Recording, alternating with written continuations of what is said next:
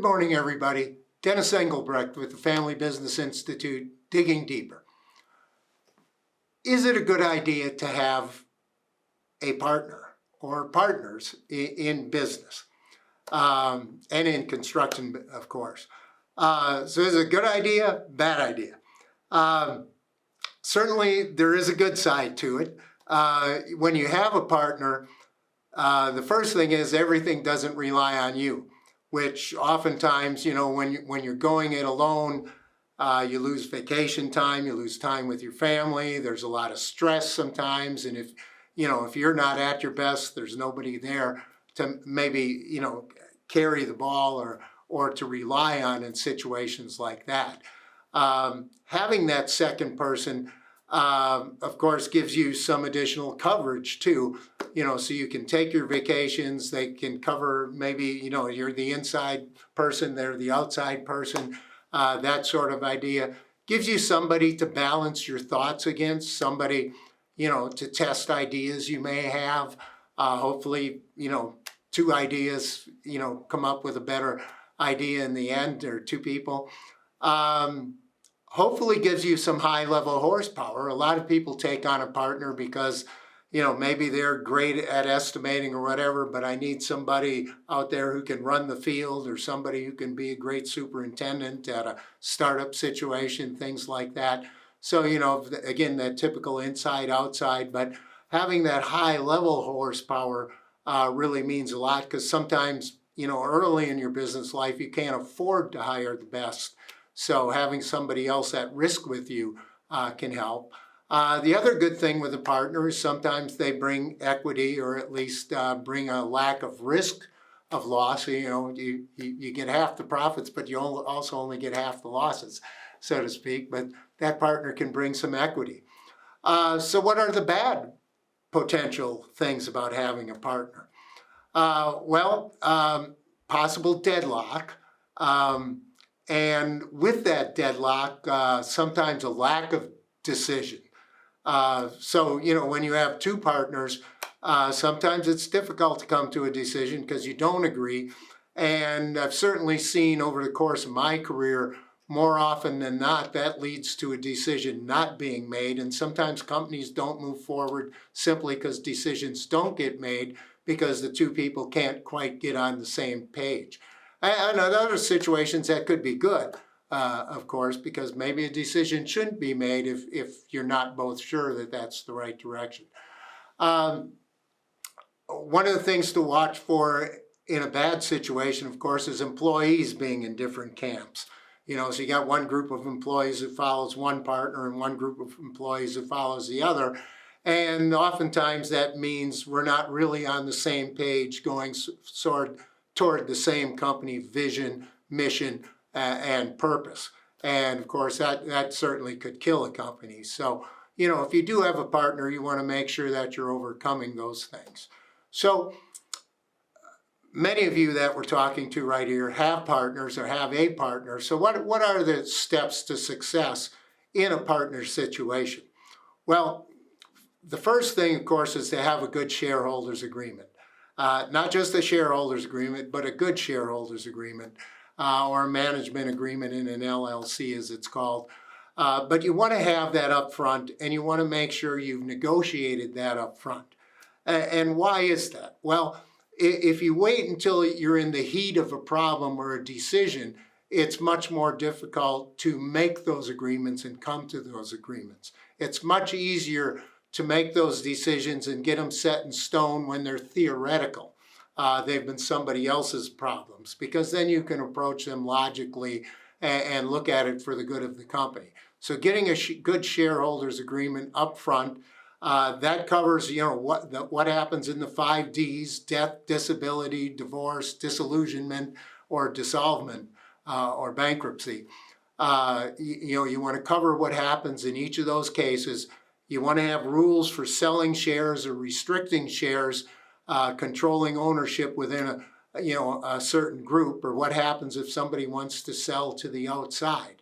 And probably one of the most important pieces of that is how the company will be valued for any of those situations, whether somebody dies or whether you're trying to bring in a new partner or you're trying to sell shares, how does the company get valued?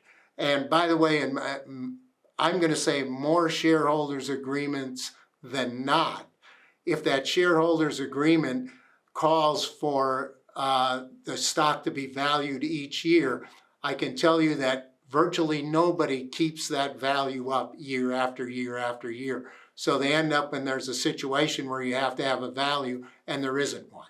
So just having it, agreeing to have it updated each year is not a great solution in your shareholders agreement. The second thing, the shareholders agreement doesn't cover everything.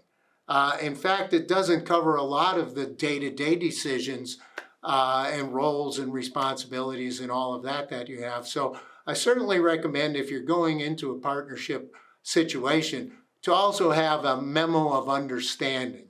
Now, the memo of understanding may not be legally binding, but what it does is it sets to paper some of the things that we're going to have to deal with over time. The first of those is roles and responsibilities. What am I going to do? What are you going to do?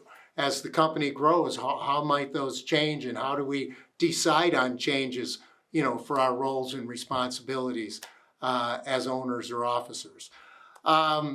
Very important is a policy on officer pay, bonuses, and benefits. Now, some of that could possibly be in your shareholders agreement, but in most cases, the shareholders agreement is silent on those items. But as time goes on in a partnership, each officer's need for money today or tomorrow, and how they feel about what their pay should be, what their bonuses should be, what their benefits should be, those things change. And they very often come into dispute. And it isn't just the owners themselves, but there are the spouses and family members and others that may come to work for the company or get benefits from the company. Do we get our spouses a company car? One of the reasons these things start to happen is small business people seem to have a predilection for trying to put as much expense in the company as they can to lower their taxes. And, whether that's legal or not legal to use that to defer taxes, I don't want to get into. But the fact of the matter is that happens a lot, and that causes a lot of dispute. Because once you start buying cars, one car might be nicer than the next car. One car might be a gas guzzler and the other is not. Who gets these things? How often do they fill up the gas? How much they use? How much mileage they get? All of these things, all of these benefits open the door to conflict. So by having a memo of understanding and figuring out those things in advance, you hopefully can avoid some of those problems. And by the way, personal recommendation is to keep only business things in your business and keep the personal things personal. That definitely keeps you out of there. A couple other things in the memo of understanding. How will earnings be distributed? And the other side of that is, how much equity will we keep in the company? Well, that's a decision that has to be made every year and depends on how much profit after tax that you have, how much opportunity you have to either retain earnings or distribute those earnings, whether it be through bonus or through distributions.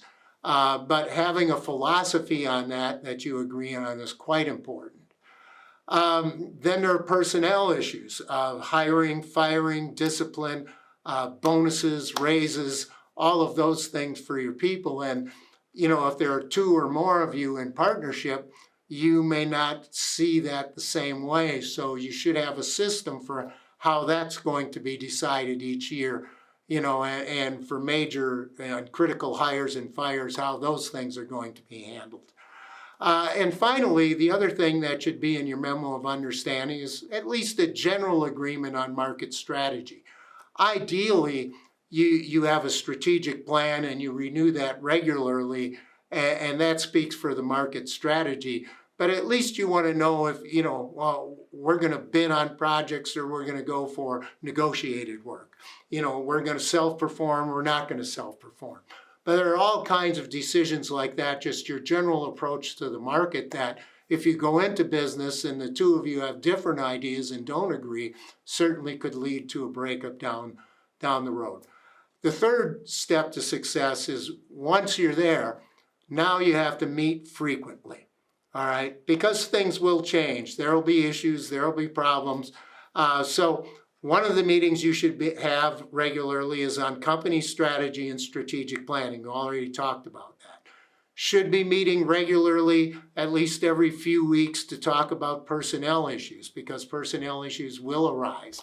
And again, hiring, firing, discipline, bonus, raises, all of those things. Should have a financial performance review, and I certainly recommend that monthly, but at least quarterly. And by the way, each partner has an obligation to be educated enough that you actually can have an educated discussion over the financial performance of the company when you have that meeting. And then, special meetings such as role changes, as the company grows, I might have to quit project managing and just supervise now, things like that. Those ongoing role changes, you should continue to meet and be in sync about your own roles as your business goes forward. So having a partner can be a great idea. We've seen in our research, at least of our members, that companies with multiple owners do tend to outperform just the two-person partnerships and the single owner companies. So there is definitely a benefit to that, but it does come with a lot of challenges. So the shareholders agreement, memo of understanding, frequent meetings, those are the things that can keep you out of the ditch. Dennis Engelbrecht, Digging Deeper.